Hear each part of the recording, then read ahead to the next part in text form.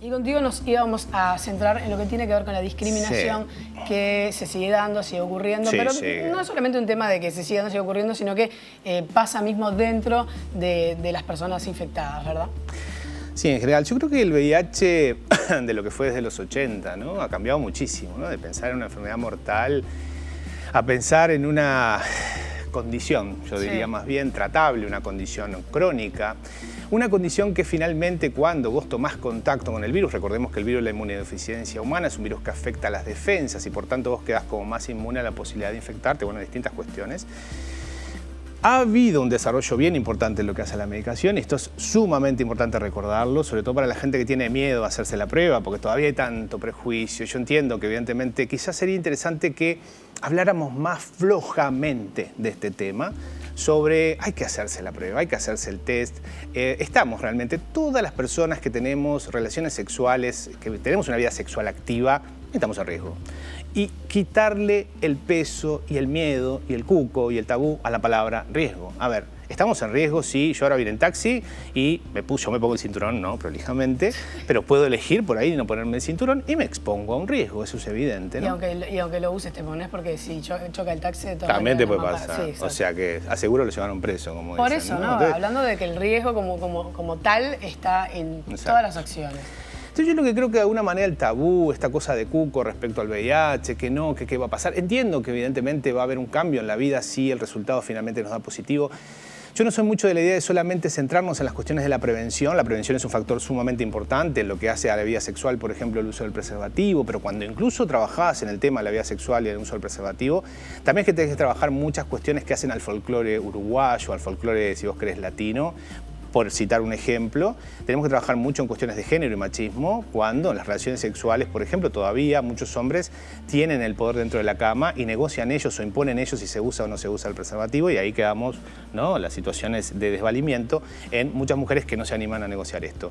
Hay muchas otras situaciones que debemos hablar. ¿Qué pasa, por ejemplo, con las parejas serodiscordantes? Esto es que uno ha tomado contacto con el virus, está o no en tratamiento, bueno, esperemos que sí esté en tratamiento en cuanto antes, y la otra persona no, ¿no?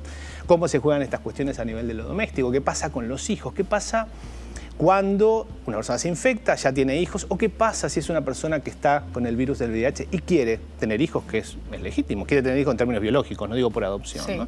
Entonces, esto, yo creo que, como decía, ¿no?, poder hablar más flojamente podría contrarrestar un poquito el tabú que de alguna manera todavía hay a nivel social. Si bien ha pasado tantos años, ¿no? Tantos años. Tantos años, lo que pasa es que es, claro, la gente va por la vida diciendo yo soy hipertenso, la gente va por la vida diciendo yo tengo diabetes, no hay nadie que lo oculte si se lo preguntan. Igual.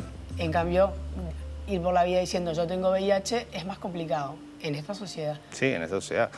Es verdad que hay de alguna forma, no digo palabra padecimiento, yo prefiero llamar a esto del VIH la infección por el VIH, no estamos hablando del SIDA. El SIDA es, recordemos, ¿no?, la etapa final de un proceso que se puede dar si vos no estás en relación de tratamiento, o sea, si vos no tenés la medicación y los retrovirales, ¿no? Ahí sí podés desarrollar la última etapa final que es el SIDA, donde, bueno, aparecen, ¿no?, infecciones ocasionales, bueno, te da distintas situaciones, pero si de alguna manera, digamos, esto no es así, vos tomás conciencia, digamos, una vez que ves el resultado positivo. Yo prefiero pensarme mucho en términos de esto, ¿qué pasa si voy y me da positivo?, ¿no? Claro. Antes de solo pensar en el negativo en términos de la prevención. La prevención es sumamente importante, pero, digamos, ¿cómo encaro esto? ¿Qué me pasa? ¿Qué siento? ¿Siento que la vida se me va a derrumbar? ¿Siento que no va a haber un futuro? No, hoy hay futuro, hoy perfectamente el VIH es una condición, se puede perfectamente vivir toda la vida con VIH. Tener hijos, ¿verdad? Tener hijos, hacer una vida perfectamente normal si vos, obviamente, tenés una muy buena adición al tratamiento. Y esto es tomar las píldoras tal cual tu proveedor de servicios de salud te lo indica. ¿Por qué? Porque si vos no te ajustás claramente a la adición al tratamiento, podés generar resistencia y, bueno, podés pasar distintas cuestiones. Tenemos un video para mostrar. Chiquito, sí, de Canal Encuentro, que bueno, lo trajimos ahí de YouTube, un poquito para familiarizarnos más desde el testimonio directo de las personas que viven con VIH. Ese fue el problema, que sabía muy poco de VIH. Aunque ya tenía muchos amigos que se habían muerto de SIDA, como siempre piensa uno que es algo que no le va a llegar. Y me acuerdo que venía manejando y vi la prueba, fue cabrón. Creo que estuve como 2 días así, catatónico, analizando qué había pasado. Fue muy fuerte. Yo siempre digo que para mí el VIH era un póster en un hospital, en una campaña de prevención y punto. No está bueno crear la sensación de que no pasa nada. Se puede vivir con VIH, se puede vivir bien con VIH, pero está mucho mejor vivir sin VIH. Eso se escuchaba que tenían las trabajadoras sexuales, los gays, las personas que tenían varias parejas. La verdad que yo en ese momento no tenía conocimiento. Ahora llevo una vida normal. Mi pareja no es positiva. Me protejo con él y estoy feliz con mi familia. Antes sabía que existía el SIDA, no el VIH. No lo asumía como el virus que lo causaba, sino yo decía el SIDA. Yo tenía una pareja aparentemente que me era fiel, entonces decía que esto no me podía estar pasando a mí. Estar consciente de que una pastilla te va a ayudar a salir adelante, que finalmente tienes que vivir. Tengo 5 años viviendo con la infección que no me muero. Pienso vivir muchos años más.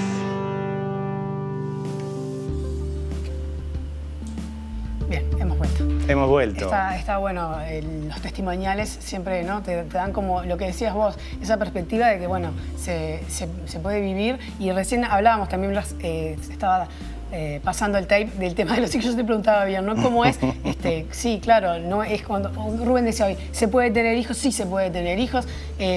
Obviamente hay que hablar con su médico particular cuál es la mejor manera, pero sí podés tener hijos. A mí me gusta decir se puede tener hijos de manera reproductiva, porque también se pueden tener hijos de manera adoptiva, ¿no? No, por supuesto. Pero lo que nos preocupa porque, claro, con el VIH es si se puede por la vía reproductiva. Y sí se puede, si hay un tratamiento antirretroviral adecuado, digamos, esto lo tienen que conversar con su médico o médica tratante en ese sentido. Pero hay posibilidades hoy por hoy amplias, como es una condición crónica el VIH, no puede, ya no hay razón para poder seguirlo sosteniendo como un estigma, como un tabú. Entiendo que el folclore, entiendo que los miedos colectivos sí generan esta cuestión de marcar al otro como que de alguna forma es un tipo de persona extraña, rara, que son los mecanismos clásicos de discriminación. Lo hablábamos aquí en la columna cuando hablábamos de prejuicio y discriminación, porque va a pasar algo distinto también con el tema del VIH, ¿no? Entonces, claramente los casos por SIDA han bajado, pero estrepitosamente a partir de la medicación con antirretrovirales. Bien, Rubén. ¿Qué pasa con el tema de las vías de transmisión, ¿no? Y las parejas homosexuales, las parejas heterosexuales? Sí, las vías de transmisión son básicamente la sexual, que es a través, digamos, no es un vector, pero la vía principalmente son sangre, semen y secreciones vaginales, que evidentemente en los coitos en general, tanto coito vaginal, coito anal y un poco también en el sexo oral es más liviano, digámoslo así, hay posibilidades de transmisión porque hay discontinuidades en la piel, ya sea esta piel que tenemos, como las mucosas, que son genitales, boca y demás, que la mucosa es mucho más sensible y más fina y se puede romper con más facilidad frente a la fricción, y ahí son vías de entrada. También puede haber una vía vinculada con la gestante y el feto, esa es otra de las razones, y utilizando objetos cortantes porque claramente se corta ahí la piel y ingresa al torrente sanguíneo.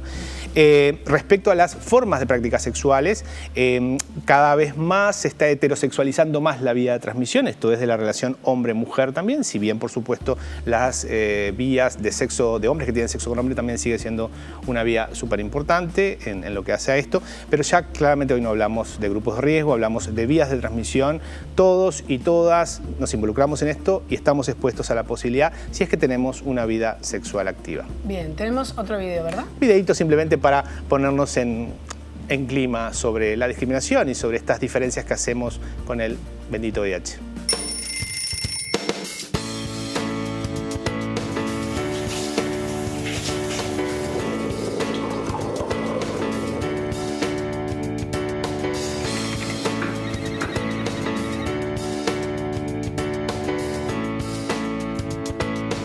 ¿Encuentras la diferencia?